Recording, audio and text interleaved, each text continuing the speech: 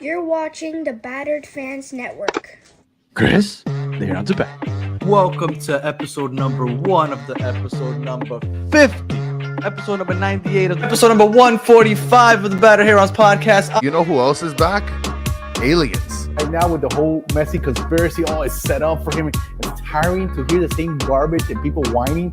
Suarez is here. That means I'm here. You're gonna have to deal with Let it. it soak And in, if you don't like baby. it, I'm gonna start fighting people, bro. I think he deserves, to be battered. I've said think we worse might have things just- on the pitch. I've said worse things on the pitch. I mean, 145, this guy. And that's it. Not gonna lie to you, Solana, you're probably better off just not saying anything. He said we suck without Messi. Yeah, we suck without Messi. Like, what?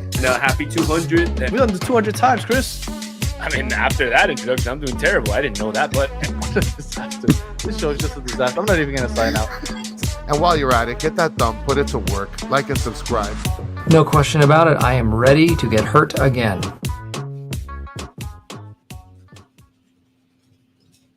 Chris, the Herons are back. Welcome, everybody, to episode number 207 of the Battered Herons podcast. I am your host, Daniel Granada. Alongside me is usually Mr. KBD, but unfortunately, he had a last-minute, I wouldn't say emergency, but he just can't make it, unfortunately. But it's unfortunate because today we are celebrating our 2-year anniversary from our very first show. Our first show was on July 1st, 2022, and I wanted him to be here to celebrate it, but he's not, so, such is life. But shout out to everybody that's been kicking it with us for the last 2 years. We appreciate you guys. It's been a fun ride. And real quick, I just wanted to put this up real quick to celebrate the 2-year anniversary on the batteredfans.com website. You guys get on there. Appreciate everybody that's been leaving those positive reviews. If you get on there and you put in promo code, and I'm going to put it in right here, promo code 2 years, right there, 2 years, you will get 20% off for the next week. I'm going to have that going. So go ahead, promo code 2 years. And yeah, so if you want to get some more merch for the next week, I'll have 20% off, and we'll be kicking it that way. So unfortunately, again, Chris isn't here. Can't go back and forth with him. But we are here to preview the Wednesday's game against Charlotte FC over in Charlotte. We're on a 3-game winning streak, which we've been looking pretty good. We're looking pretty good, surprisingly. And we're excited to talk to our guest. We had him on last year. We're bringing him back, Mr. Danny Brams. How are you doing? Where are you? There you are, sir. Cheers, Daniel. Great to be here. Thank you so much for the invite. Thanks for bringing me back. I guess I didn't make the Battered Herons fan world too angry with some of my crazy takes last time. So it's great to be here. Yeah, and man, I to be honest, I'm glad to be here with you. But I'm missing Chris just as much as you are, man. Because I loved going back and forth with that guy, kind of shooting the breeze a little bit. Him and I had some fun banter, but you and I had some fun banter as well. So it'll be good. We got a big match coming up. Chris is supposed to be in Charlotte on Wednesday.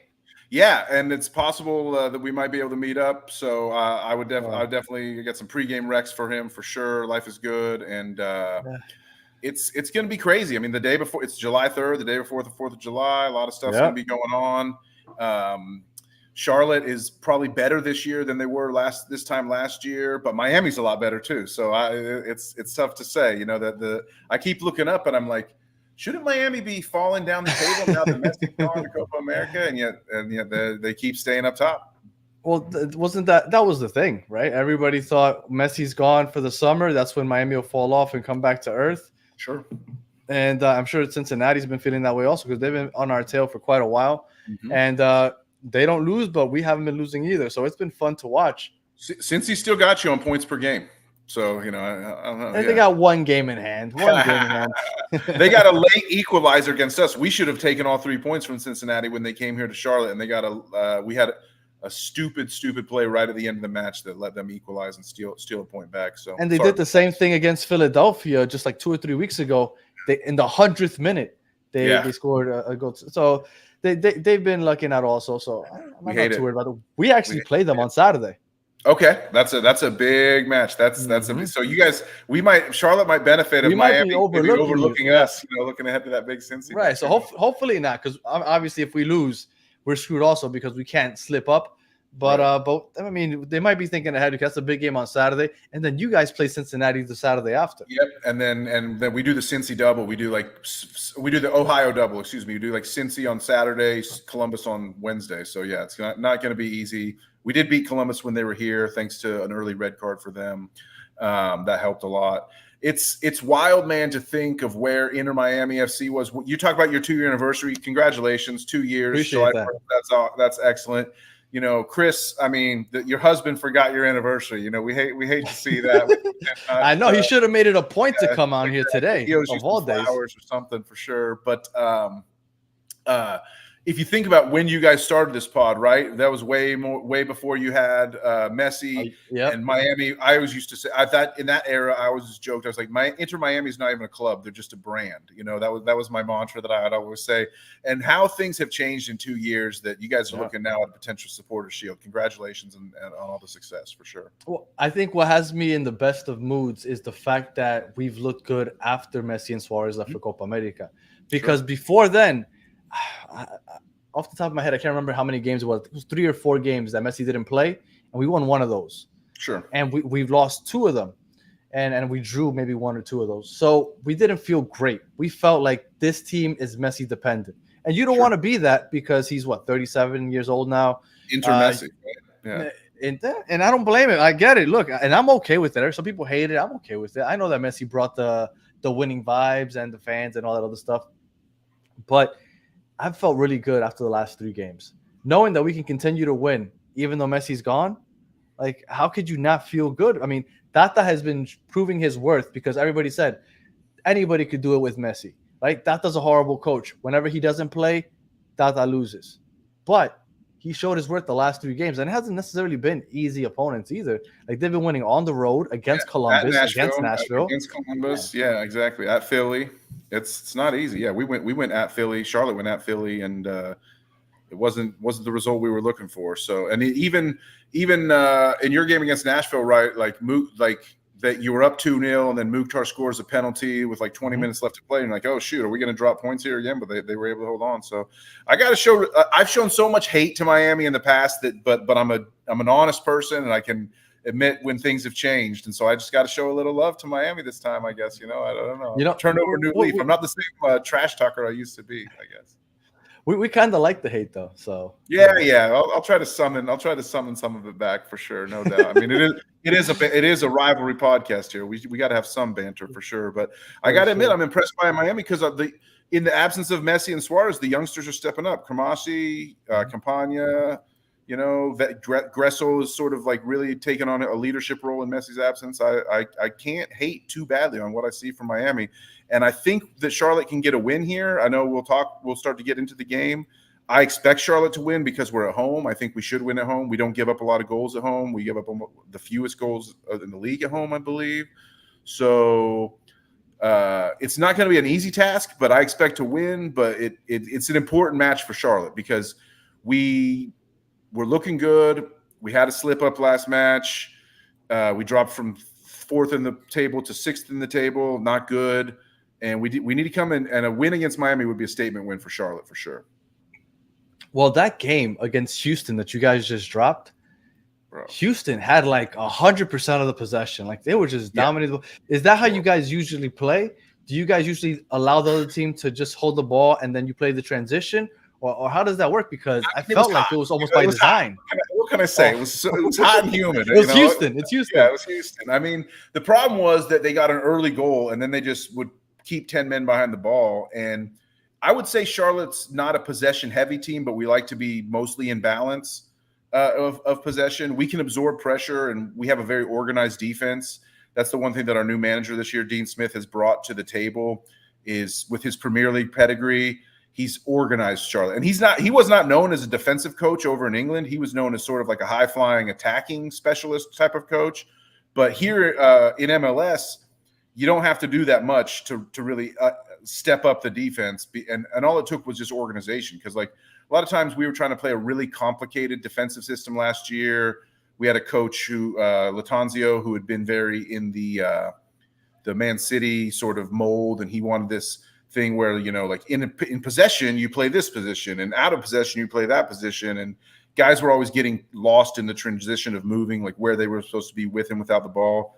Dean Smith has come in and simplified all that and just said, like, these are my line. And, like, you see it. You'll see our guy. Like, when we lose the ball, everyone just runs straight backwards. They're not all crisscrossing, like this guy's trying to go there, that guy's trying to go there and stuff like that. So it's a much better system. Hammy's asking, where did he coach in the EPL? What's up, Hammy? Thanks for checking in. Thanks for listening. He coached Aston Villa. He got Aston Villa up from the championship level to the Premier League, and they've stayed there ever since.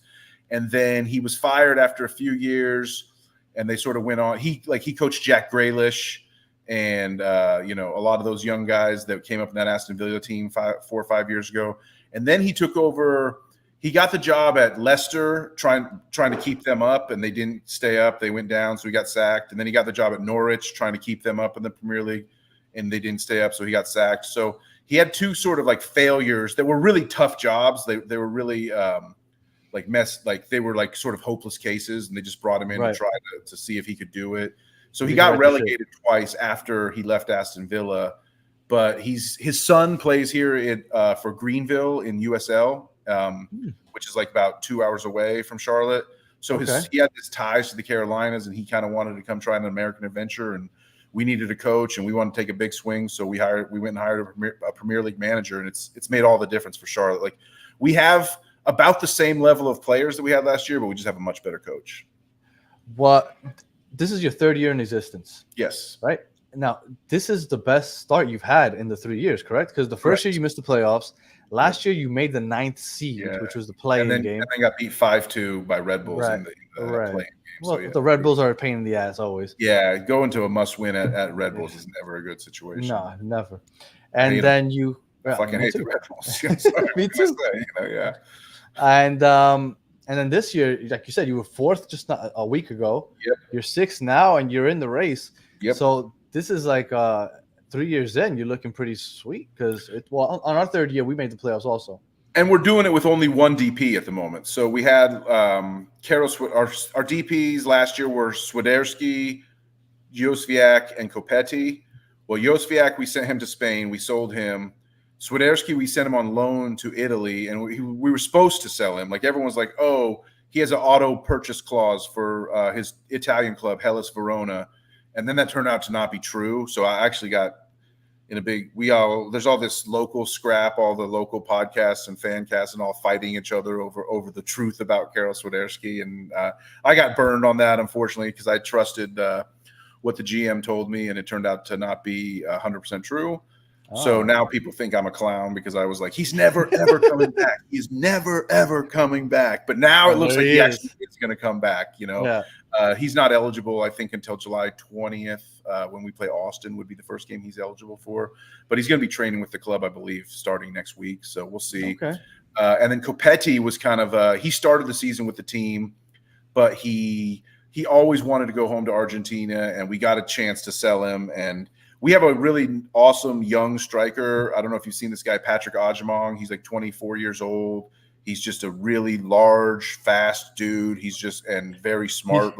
He's a playmaker. He's always like pushing towards goal. He knows he's American. He's American. Yeah. When I heard that name, I didn't think he was. Yeah. He's a son of immigrants, but he grew up in New England, and he kind of he's one of those guys that like it's an indictment on the whole U.S. soccer system. Because like if this kid would have been like, you know how the whole pay to play thing is, like, oh, if you're not you would have been in it earlier. Travel teams, you never get seen.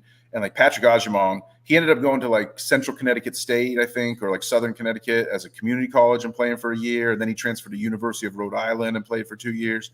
And he's just a goal machine. And like he's a guy that should have been like on U.S. radar, like when he was like 15 years old. But now he's he went to MLS, the draft camp, the super draft camp, and just like blew everybody away. And Charlotte traded up to get him in the draft. And he's a really good player. He doesn't always do the right thing every time, but he always does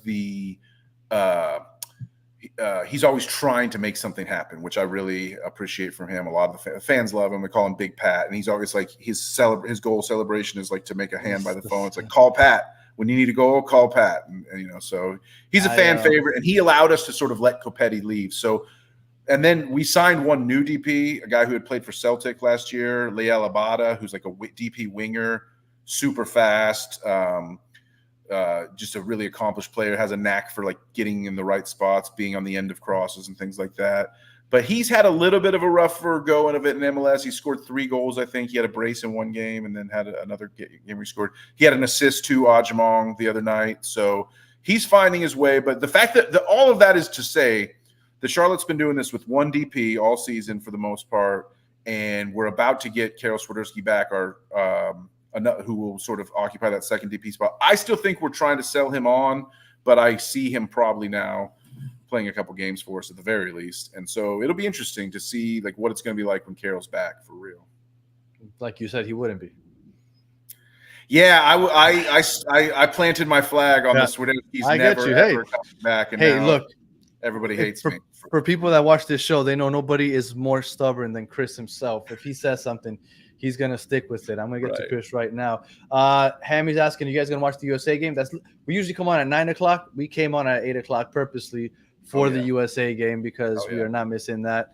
And Hammy also asked, where is Chris? Chris actually had something that occupied him. I thought he was going to be out the whole show, which was a disappointment, right? Because 2-year anniversary. I was hoping that the co-pilot would be here.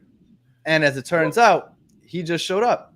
Oh. He wasn't going to miss it. Better late than never. Husband showed up for the anniversary. What's up, Chris? You can't miss it, the 2-year anniversary. Listen, I couldn't miss it for the world. What's going on, Brams? What's going on, Danny? Listen, work held me up, and I'm here with you guys. And yes, thank you to everybody that's wishing us a happy 2-year anniversary. This is a beautiful day, my guys. That's it, 2 years in. Yeah, I gave congratulations to Daniel, and let me congratulate you, Chris, as well. You know, for what you guys have done with the show and for what Inter Miami has done as a club. You know, in that time that you guys have been broadcasting and podcasting. Congratulations. Yeah, man. Thank you so much, Danny. Much appreciated. And real quick, just to touch on that USA comment earlier, ready to get hurt by Uruguay's press. Uruguay is extremely aggressive, and they are starting their top 11 again. They are not playing around. They want to win this game. So, good luck to us, I guess. Yeah, it's going to be tough for US. That loss to Panama was just absolutely unconscionable. That's a great comment from Mr. Krabs there. That's the joke I was making. Chris was a bad husband for getting the anniversary, but he showed up. I showed up. Look, I showed up. I forgot the flowers. I forgot the chocolates, Danny. I'm sorry. And you know what? Wait, while you're doing that, let me go grab one, Poppy. Hold on. Yeah, come on, man. All right. What are we drinking? I'm drinking a local brew. I'm drinking a Sugar Creek Brewing Company, a local Charlotte brew called this is the Path to Enlightenment IPA. So there you go. This is aguardiente. We drink this by the shots. This is Colombian. I am Colombian. It looks like vodka. It burns on the way down. That's for sure. Okay. But this is what we drink in Colombia. So this is when I'm going to take a shot. It's aguardiente always. So because Chris was here, I wasn't going to take it. Oh, you should. I should tell Chris to take one up there for you. Yeah. But this is definitely what we drink down here. Fantastic. I love it. Colombia is looking real good in that Copa, by the way. I don't want to get my hopes tomorrow. That big game against Brazil. They might end up playing in Charlotte, to be honest, because we got a semifinal on July 9th in Charlotte. Yeah, on the 9th. I know that's going to be the game. They're going to play there. Mm-hmm. If they either have to win or draw. As long as they win or draw, it's against Brazil tomorrow. They're going to play against who was it that? Oh, we found out today. Either Panama or the U.S. Mm-hmm. And I want USA to win today, but I hate Colombia playing against the U.S. I just hate it. Tough. It's tough. Yeah, I have a really nice Colombia kit that I guess I should have been wearing if I would have thought about it because it's the red. I got the red 2022 shirt that I bought in honor of Kerwin Vargas, our parcero here in Charlotte FC. This guy's saying parcero. Danny, where have you been all my life? Look at this guy. I want to go up to Charlotte now with Chris. I got some terms, baby. I want to party with Danny Brams. Oh, cheers. Look at this guy. All right. Well, I got my bottle, Danny. So let me pour it in this cup. I can't find and IPAs, dude. We're doing very well here tonight. I think this is a shot, right? Or is that more than pour a little more? I think you go a little. I can pour a little more. I'll pour a little more. Fuck it. It's not, you know what? Fuck it. Just the whole bottle. Might as well just fuck it. Palabinga. Right? All right. Well, Cheers to 2 years, sir. Cheers to 2 years. Shout out to Mitch in the comments, whose brother lives in Wake Forest. I love that. Yeah, check out Sugar Creek Brewing Company. But really, if you want to check out a Charlotte brew, I don't have any on me at the time, the moment. But Hot Fly is the name of the game. That's a former partner of our podcast. They're not official partners anymore, but we still hang out there all the time. It's an awesome brewery that's like 2 blocks down from the stadium. That's where I would recommend you go pregame, Chris, is Hot Fly Brewing Company. So for sure. Well, let's get into the stadium. For those of you that have never been to Charlotte for a game, I've been to Charlotte, not for MLS game. I went to watch the Jets play out there. I'm a Jets fan. I know I'm a piece of shit. And I went to watch them out there. I know they lost, obviously. But awesome stadium. The location is top notch. I love the fact that it's right there. You walk straight from downtown to the stadium and out of the stadium straight into downtown. Mm-hmm. My favorite experience so far going to a stadium. I mean, Atlanta's close. I love Atlanta also. And the fact that when you go up top, you have the skyline on one side. Yeah. And when you turn yourself around, it's just trees. It's like a forest back there. Yeah. And it's such an odd look, but so awesome. I really like it. Charlotte's just a nice spot to go watch a game. If you guys have never been, you should definitely go out. Yeah, I'm looking forward to seeing Chris here this midweek for sure. Well, what are the ticket prices looking like? I know if Messi would have played, it would have been crazy, but yeah, I'll tell you, he knows better than me. I was trying to find you some cheap tickets, Chris, and I couldn't. My bad on that one. Yeah, it's all good. I'll tell you from my. Look, don't feel bad. Chris is a scumbag. Oh my if it's not free, he's not happy. So you could have never found anything cheap enough for him. Amazing. I ended up getting some good tickets at a decent price right behind the goal.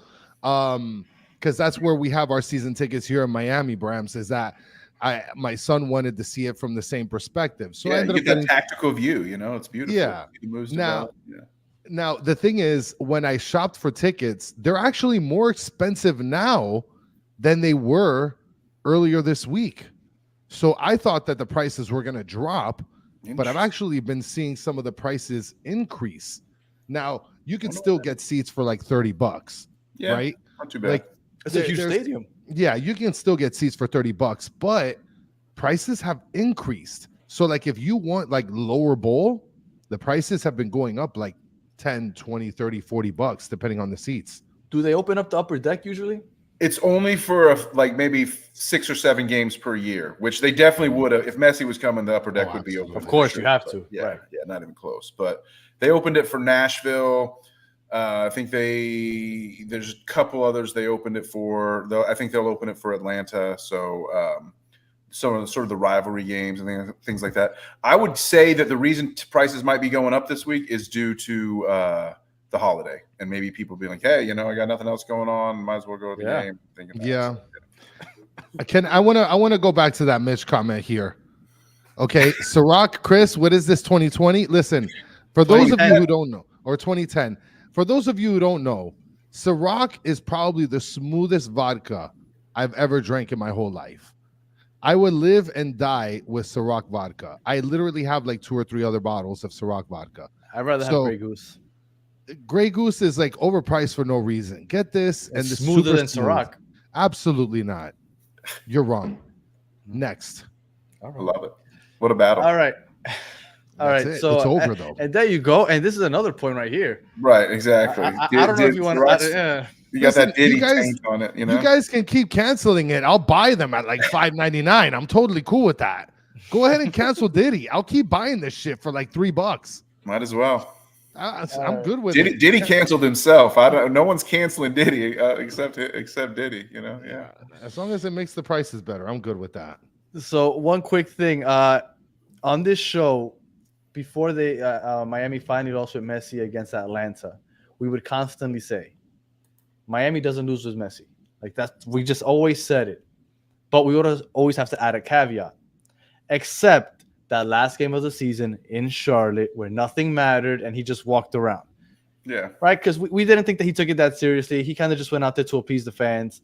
But regardless, that technically was the first loss for Messi as a starter for Inter Miami. So we are winless in Charlotte. I don't know if we won that first year you guys were there, but last year we did it.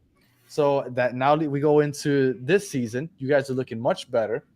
How have you guys looked overall as far as what you expected? Have you guys overachieved or underachieved from like what you were like expecting preseason? So just to answer your other question, Charlotte did win 1-0 at home against Miami in 2022. So we've never won there. Season. Yeah. So you never won here. Okay. Messi did make my heart stop a couple times in that match. Even though he was just walking around, he did have a couple of nice chances created that just didn't come off. He had some passes that absolutely could have led to goals. We needed that win to get into the playoffs. To the 9th seed. Yeah, exactly. Which was ultimately, you can see my little playoff banner there over my right shoulder. There you go. Like it was nice to be in the playoff, and a little painting of our captain Ashley Westwood there. It was nice to be in the playoffs, but it was kind of a really stupid night. The playoff happened. As far as this year and expectations, I would say expectations were pretty high with Dean Smith, and the fact that we started the year thinking like Copetti and Swiderski, because Swiderski was loaned out to Italy like right at the end of preseason camp.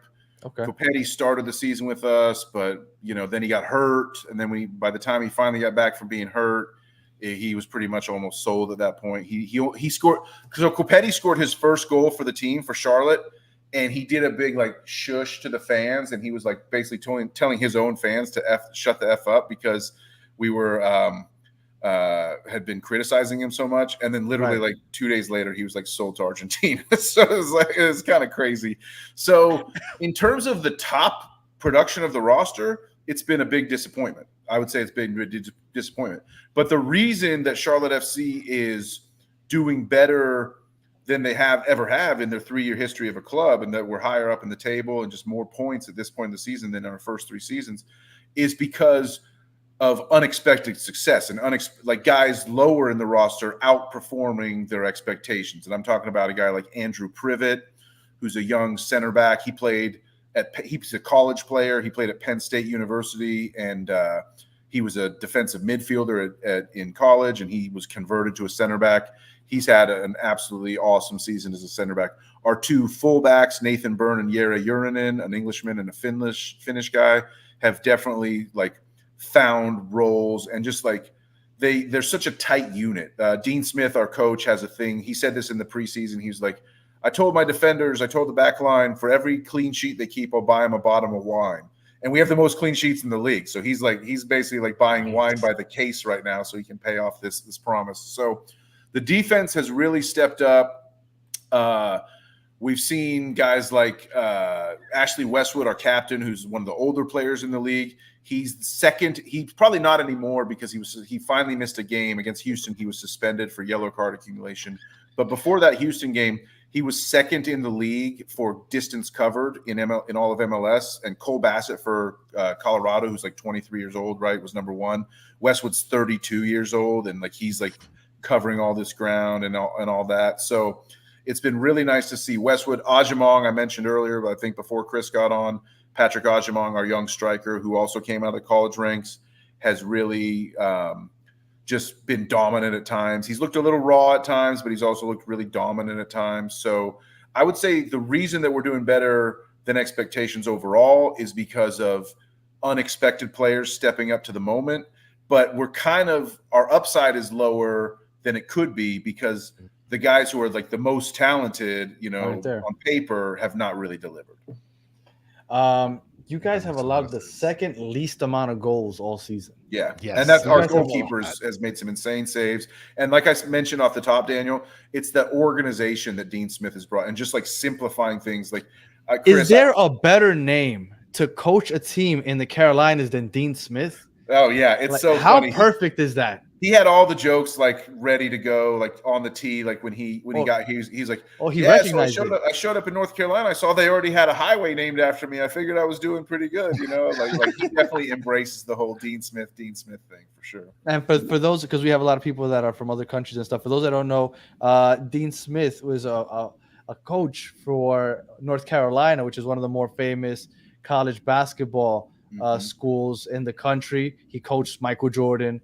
And yes, Dean Smith is big in the Carolinas. His name is legendary in the Carolinas. And 100%. Club to hire a guy named Dean Smith was a very fortuitous coincidence. Yes. So just wanted to make sure I let everybody in on what I was talking about.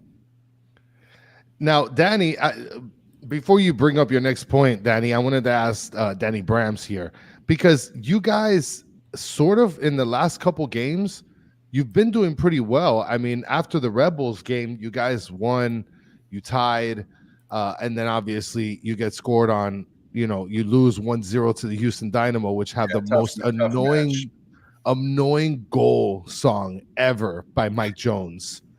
And but like you guys, yeah, exactly, right. And then now the thing is, you guys have been doing fairly well. I mean, I don't know if you guys covered this before I got on, but they've only lost twice in their last 11 games. Yeah, man. I was looking at them and like they're up there, and they're up there for a reason. No, I mean that's because of defense. It really is because of defense. Like a clean sheet win at home against DC, where Christian Benteke, who like scores every game, didn't end up scoring. That was really nice. We really shut down DC. A comeback win on the road against Atlanta was really nice, where we fell behind and were able to come back and win that 3-2. We held the Galaxy to no goals, even with Ricky Puig, playing well. Paintsel was out that game, thankfully, but we shut out Nashville, shut out Portland, we shut out Chicago. We've got to win again. We won the first game of the year against NYCFC, who's actually turned out to be a really good team. Yeah. We played down a man against Orlando. We were up 1-0, and then had a dumb red card at like the 30-minute mark, and ended up having to like play 60 minutes down a man. We even took the lead in that match, but then conceded an equalizer. But to get a draw, even though at home against Orlando, who's not that good, but is kind of on the come up a little bit. They're better recently. That was a decent result with 10 men, although it should have been a win. The Houston game just kind of sucked because like we gave up a dumb early goal, and then they just put everybody behind the ball, and we were just we didn't have our captain. That Westwood, who I mentioned, was not there because of this yellow card suspension. Right. And we just didn't have that. We tried to press them, but it was hot. It was humid. It was tough, and they just passed around us. They just passed around us for like 80 minutes, and it was really tough. We had a couple of chances, but didn't really get the shots on target. We had some good shots, but they just weren't on target. And again, this guy Ajimong, the thing when you watch this match, the Miami versus Charlotte match, if you haven't seen Charlotte, if you're a Miami fan, you want to watch Patrick Ajimong, and you'll see that he's so big and so powerful that the referees don't really know how to referee him. And so he gets fouled all the time, and fouls don't get called because they're like, it's insane. I'm sure Miami will do similar tactics where they just foul. And who's playing center back for you guys? Like, it's like we got some big boys. I mean, Kristoff is a pretty big boy. Yeah, what happened to that dude McVay that used to play for you guys? I feel. Oh, he's in. Where's he? He's in Philly DC. Now? In DC. He's in DC. Now, you mentioned him, and you guys typically run like a 4-2-3-1. Yes. The last time I see you guys running a different formation, I believe it was like a 4-3-3 against either Atlanta or some other team there. Do you guys typically stick with the 4-2-3-1? So it's kind of depends on the matchup. It's sometimes a 4-2-3-1 where we want to sort of be more attack minded, and it's a 4-3-3 where we need to like shut down a really good playmaker on the other team. So against Mukhtar, against Puig, against Almada, we will run the flat midfield 4-3-3. But then against a team where we feel like we're not necessarily having to worry about like one dynamic, dangerous playmaker, no Messi in this game. Yeah. Maybe, I don't know, maybe Ben Krem is that guy. I'm not sure. You guys can tell me. But Robert Taylor, I like him, but yeah. I mean, I like Ben Krem too, for sure. I think Ben Krem's a good player. But I would expect to see the 4-2-3-1 at home against Miami and really go out and try to like take the game to the Herons if it's up to me. But we'll see. Well, I mean, talking tactics, right? Like what essentially are your strengths and weaknesses? Strengths is 100% is organization on defense, and just the fact that everybody knows where they need to go to block shots, to prevent shots from getting to the keeper. The back line really knows what to do, and we got this youngster at center back named Adilson Malanda. He's a French kid.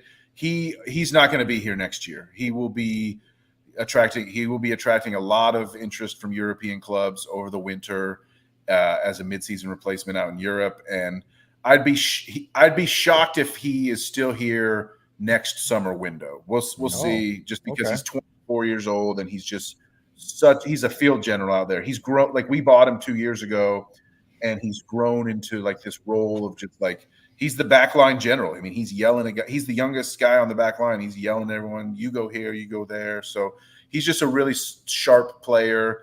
He's even scored a couple of headed goal. He has a head goal and a headed assist on corners.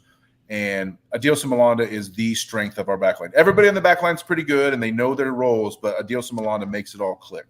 Well, and it sounds like he's like a Toto, Danny. Like he's a Toto Aviles, because we got our center back Aviles. He's not going to be here for long, Danny. Right. So it sounds like he's going to be gone as well. Now, before you bring up the weakness, Danny typically has a question that he likes to ask the guests in terms of how we can be able to beat you guys. Which I guess that Yeah, does lead perfect. into the weakness. So Yeah. let's say you are a degenerate, Brams. Yeah. You're a degenerate gambler. I And used you to decide be. to Not anymore. there you go. And you put the house on this game, on Miami. But because you want to make sure that you win, you see Tata, you walk up to him, you whisper in his ear, this is how you beat Charlotte. What do you say? You beat Charlotte just by continuing to prevent us from getting chances. Like you talk about our weakness, and like what you do is you just shut down the service to the wings, because a lot of times what we're trying to do is play through the wings and then cross it in. Like our fullbacks, last year this was not the case, but this year our fullbacks play very advanced and get up in that English style for sure. So and we have Kerwin Vargas on the left, the Colombian I mentioned. We've got Liel Abada, the Israeli guy from Celtic, who is our only DP currently that will be in this match. And those guys have a lot of speed and skill, and the fullbacks overlap, and everything really comes through the wings for us attack-wise. Or if it's not built up through the wings, it's going to be long ball from the keeper or from the back line up to Ajamong, the striker I keep talking about. And a lot of times he's like a one-man offense. It's like just get the ball to him, and people talk about hold-up strikers, and things like that. Ajamong is not necessarily a hold-up striker, because he gets the ball and he's like, I want to make something happen. And he's trying to like take on defenders. He's trying to beat double teams. And sometimes he's successful, sometimes he's not. And most of the times he gets fouled and they don't call it, as I said. So if I'm Tata, though, I'm definitely trying to like shut down Charlotte's play through the wings, because that makes us one-dimensional, where we're just trying to kick long balls to the striker. If we have buildup, it's going to come from the outside in for sure. So that's how I'm making money for my house then. Yeah. The weakness is that we get a lot of chances. And this is a problem that I hear Dean Smith talk about all the time in press conferences, both pre and post game. We get a lot of chances, but we don't get shots on target. So we'll have like nice moves that will result in like open players having a shot, and the shots just don't get on target. It's really frustrating. We have shots, but not shots on goal. And so like the weakness is like making these chances count. And Dean Smith says all the time, he's like, I'm not worried about us missing chances. I would only be worried if we weren't getting the chances. If you keep getting the chances, then eventually they'll start to come. But it's like we're more than halfway through the season now, and we keep getting the chances and the goals aren't coming. So it starts to wear a little thin on my ears. I'm tired of hearing him say that. Yeah. For sure. So we'll see. But that's the weakness, is like making decent chances. Like we're bad at testing keepers, I guess I would say. I watched the Houston Charlotte game. Okay. And what I saw was that, like you said, your fullbacks push up so high that Houston had all that space behind them to build up the wings.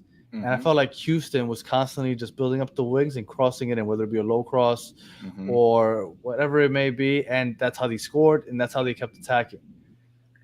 With Jordi Alba and Ian Frey, I feel like that's a great opportunity for Inter Miami to take advantage of that. I think this could be a big game for Jordi Alba. Our offense builds up the left side, I think it was like 60% of the time. Like we are constantly depending on Jordi Alba to build up. Wild. So if your fullbacks are constantly pushing up, I think Jordi Alba is going to have a lot of space to work with back there. I don't know if you're going to get in. Yeah, go ahead, Brams. I don't like the idea of Jordi Alba operating in space. I'm not a fan of it. He's talented, yeah. Before we get into predictions, Danny, because everybody is starting to take notice that I'm wearing the same shirt I wore yesterday. Yes. Yeah, they're outfit tracking you, bro. They're freaking outfit tracking you, man. This chat does not forgive, and it does not forget. They don't. I had my shirt like on one of the crates here behind me. So I literally crates. What, you live in a warehouse? What is like this? one of these little boxes, right? Now, whatever, the little boxes, whatever. Guys, I literally got home. I just got home from work. I literally haven't even taken a crap. I haven't drinking anything. Wow. This is all that I was able to drink. Okay. And this is what I was wearing. This mustard ass polo shirt, which they happen to also be destroying me on for, saying Ciroc and a polo t-shirt. Chris is stuck in 2003, which Danny could tell you I am probably stuck in 2003. You know what? 2003 would be too late. Chris is obsessed with the 90s. For those of you that did not know, Chris has an utter obsession with the 90s. And I am not. Look, Chris will admit it. I admit it wholeheartedly. Yeah. And the 90s were golden age. I can't be mad about it. Yeah. Hold on, wait, go back. Hammy says I'm rocking FUBU pants and Timberlands. I'm not rocking Tims, but I do have a pair of Tims in my closet, which I will demonstrate one day, like on. Do we have a TikTok, Danny? I'll do it on TikTok one day. I don't know TikTok. We have one, but I don't think we've ever used it. Yeah, I'm not. Yeah, I mean, Mr. Krabs just full blown. Do you have a pair of Jenko jeans also? I probably do somewhere. Wow. Yeah, I'm just gonna stay getting cooked. Yeah, and Mike V, this is it right here. Mike V saying I haven't changed since yesterday. Yeah, I literally was sleeping on this chair, waiting to start the episode today. And he still managed to get here late. Hey, I'm older. I think I'm older than both of you. I'm class of '97 in high school, so I don't just I'm not obsessed. I'm obsessed with the '90s because I lived them. You know what I'm saying? So, we're not that far off. We graduated in the early 2000s, so we're not that far off. Okay. All right. So I guess it's prediction time, right? Let's go. Oh, wait. Before we do predictions, let's put up our starting 11 just so Danny has an idea of what we're looking like, or what we think we might look like. Sure. This is how we lined up last game. Now, Busquets was starting at center back because Toto Aviles was out with yellow card accumulations. So he'll probably be back, which would move Busquets back to CDM. Mm-hmm. So Bright probably won't start. Now, Chris, this should be the starting lineup. The only question is, does Kremaki start? Or does Robert Taylor start at left wing and they move Gomez into Kremaki's spot? I would tell you that Kremaki should sit on the bench. Gomez fills in that space, and they need to put Robert Taylor in. Okay, but without a shadow of a doubt, what do I think they'll do? That's the only question here, because that's probably going to be the lineup right there. I think Kremaki is going to start because Tata loves Kremaki, and Ian Frey. I don't know if he's going to stay there. I mean, we still have no update on Wagon. I think Ian Frey starts at right back again. I haven't heard anything on Wagon either. Yeah. And Brams, I don't know if you have heard about Ian Frey, but he got injured last year during the Cruz Azul game, which was Messi's debut game, tore his ACL. That was his third ACL tear. Jeez. He was out for almost a full year, came back 2 games ago, scored a header in the first 10-15 minutes. He's back in the fray. I love it. He's back. Pun intended. And then last game, he scored again. He's been playing right back. We know him more as a center back. He's been playing right back. He has been looking great those last 2 games. So that is somebody to look out for. You told us somebody to look out for. We're giving you a heads up. Ian Frey. The fans love him. The fans love him. We know his story, so we're all rooting for him. And he's had a great first 2 games back. So Ian Frey, hopefully he can ball out on Wednesday. And before we get to predictions, guys, if you haven't gotten your Ian F. and Frey shirt with that code down there, you get it for 20% off on batterfans.com. Okay, guys? Don't slip up because I'm buying that literally once this episode finishes. Multiple colors even. Wow, incredible. I mean, come on. What are you guys doing? Hey, Chris, real quick, I made a new intro. I actually do. I made a new intro, and I saw the video from my very first episode. And a couple of things have changed from those first 2 years. One, you don't look like you're working out of a cave anymore. You have good lighting. Good thing. Second, I've gained a lot of weight. I was really slim 2 years ago. I got on the scale after I watched that. I'm over 200 pounds right now. And maybe some people think that's not that a big deal, but I'm usually in the low 180s. I mean, but my wife is pregnant. Now, when my wife gets pregnant, I tend to gain weight also. I am at 201 right now. I got to get on this. Are you happy with how you feel though? Come on, Daniel. No, it's not, no, it's not anymore. About the numbers. Can I play your violin, 100%. Danny? You sound 100%. like a piece of shit, is what you sound like. I am oh sorry. my god, I'm 201 pounds, baby. Get out. Well, I'm sorry. I want to get it out of hand. Look, we've been talking about this hard. forever. I think I've actually had a little bit thinner through the face since I joined you guys last year. So who knows? Boom. We've been talking about doing a fitness weight loss challenge, but now I actually need it for myself. So yeah, we'll do it, and I'm gonna win. We'll do it for sure. We'll do it, and I'm gonna win. 100%. I the last two this is the third one. This is every time it doesn't fail. I always gain like 20 pounds. Yeah. So, but let's do it after I go to Charlotte, because I'm gonna destroy everybody if we do it. I'm just telling you right now, I can't lose anything in life. Jonathan Lacey said, "Yes." Jonathan Lacey said it's a side effect from those moss drinks that we were drinking. Yeah, we literally come with rat poison. We did a review of the new Messi moss drinks. He has a new like Gatorade type drink. I thought Messi only drank Michelob Ultra. No. Yeah, oh my god, that's awesome. He does the Moss Plus. Is it what it's called? Wow. That is garbage. Moss garbage is what it is. It wasn't that bad. It grew on me. Anyway, all right. Prediction time. So Danny Brams, what do you think the prediction? What's your prediction going to be for this game?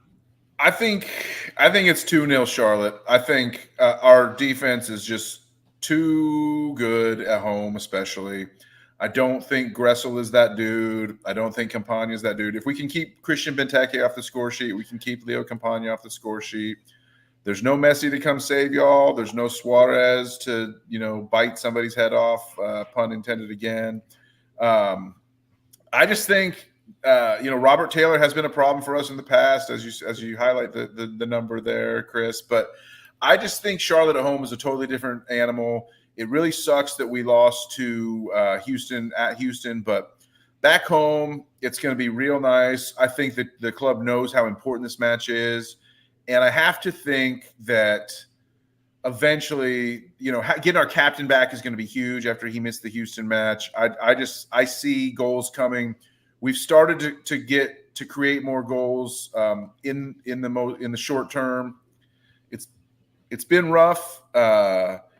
We went through a stretch where we had like 3 0-0 draws in a row, and it's kind of boring soccer at times, but we scored 2 each in each of the previous 2 matches. We scored 3 against Atlanta 5 matches ago. I like Charlotte to get, I think Drake Callender is prone to making big mistakes, and I think we're going to get a nice goal and a lucky goal and win 2-0. All right, well, let me make everybody in the chat feel even worse. You ready? In the last, Orlando ruined it. Okay, so 5 out of the last 6, because Orlando ruined it. When the last home game you guys played was against Orlando, you guys drew 2-2. We were down a man. Oh, you drew 2-2. Before that game, the last 5 home games for Charlotte, all clean sheets. Yeah, that's what we do. The defenders want that wine, man. They want Dino's Vino. What can I say? Dino's Vino. I like it. Yeah. So, so people don't score very often in Charlotte. Orlando managed to score twice, but like you said, you guys you were playing with 10 men. Wow. That's all right. Chris, you go first because I don't even know what to say. I just want to say something. I don't know if I messed up my microphone here. Hold on. No, you didn't. You're good. You're okay, good. I didn't. All right, because I touched the cord, and you know how this microphone is, Danny. It's all fucked. You see, look at the disrespect that they're doing to you, Taylor. Like, this guy right here is going to score bunches on Wednesday. Okay? He won't even start. If he gets to start, Danny Brams, I'm telling you right now, this guy's scoring 2 goals right here. This guy right here is going to carry the whole team to victory. Yeah, by himself. Okay, this guy is going to be the reason for victory if he starts. I predict that we're going to win 2-1, and especially if this guy plays, forget about it. Now, if he doesn't play and Campana, I mean, it's like what? Hold on. somebody said it a little bit earlier. Peach has said it right here. Campana often keeps himself off the score sheet. Now he's been doing decently well lately, but he did get injured. No, Danny? Do you remember? I don't know if I remember correctly. He did like get hurt. Oh no, he ended up getting up. It was like an ankle injury on a sliding tackle. Whatever. Listen, this guy is the guy you guys need to worry about. Robert Taylor. That's not even a guy. That's just a jersey, bro. Well, no. This guy. Black, as someone in the comments says. Finisher.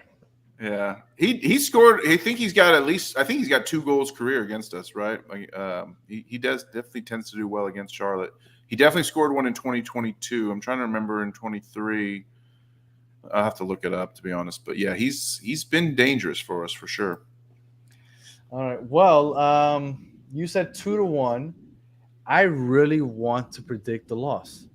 I want to. Wow, you want to? You're terrible. Because I'm trying to be correct. I'm trying to be non-biased, and I want to say this is how I see it. I think it's going to be a 1-0 loss, but I'm going to try to believe, and I'm going to say 1-1 draw. 1-1 draw. Chris, I don't know where you're going to get 2 from. Campana can't score. It's the worst DP contract in the league, and Robert Taylor won't be starting. Julian Gressel, I told you, I've been apologizing. He's played much better, but the way that they look. Jordi Alba is my hope right there, that he takes advantage of that space that they leave behind when they push those fullbacks up, and that Jordi Alba is going to make them pay. So that's my hope, and I'll say 1-1 draw. And I'm good with that. I'm okay with that. 1-1 draw, walk away with a draw, 1 point. Yeah.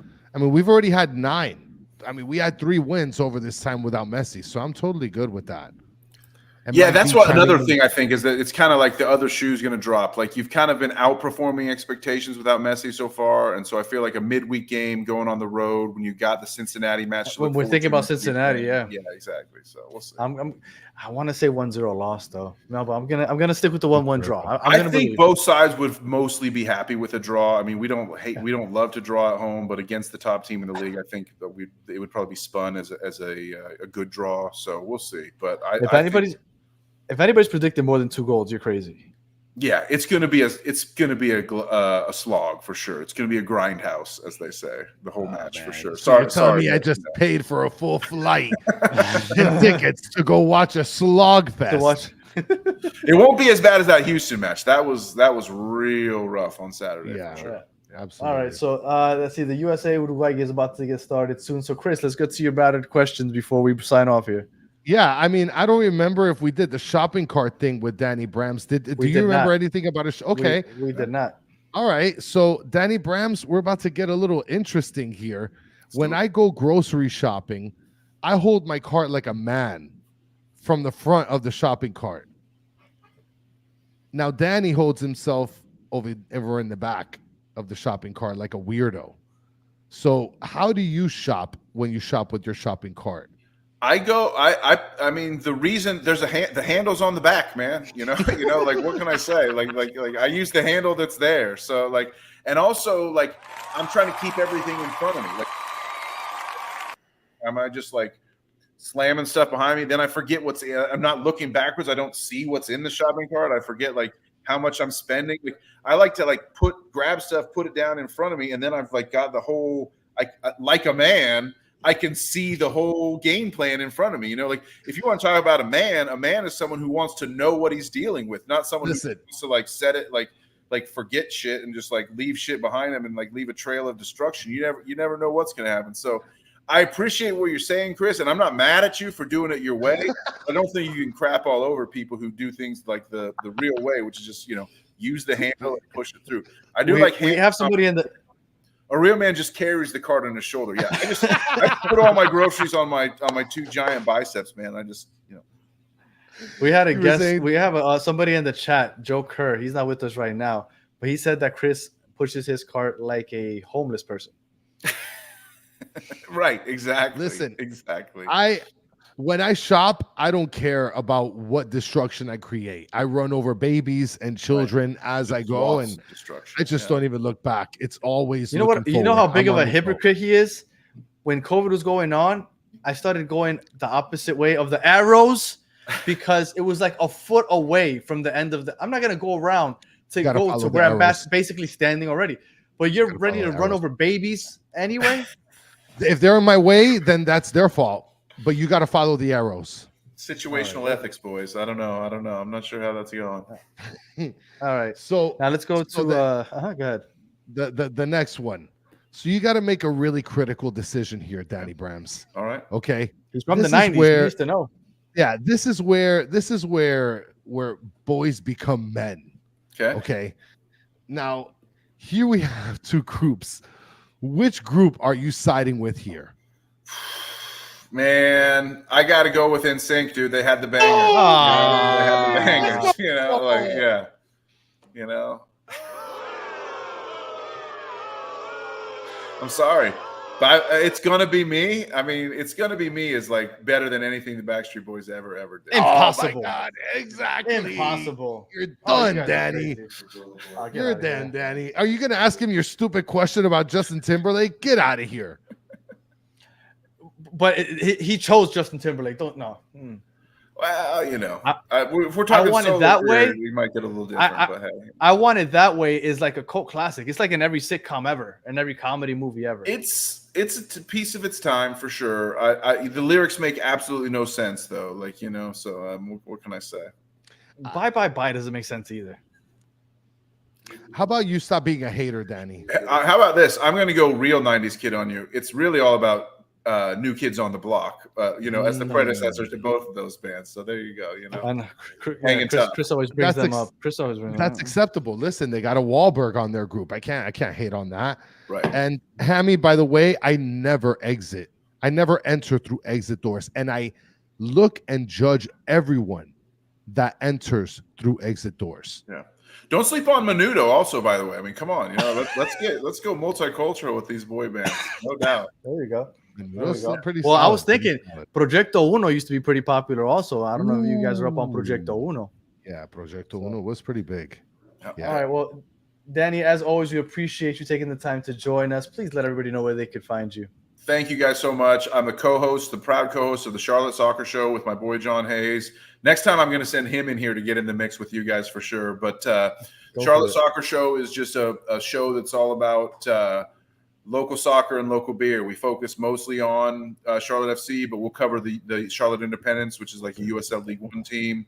We do a little coverage of the new Carolina Ascent, which is like a women's league team that is launching here in August. We've been covering stuff leading up to their launch. We cover the Crown Legacy, the MLS Next Pro a little bit, but we're mostly Charlotte FC, and we talk a little bit about MLS in a whole and some international stuff.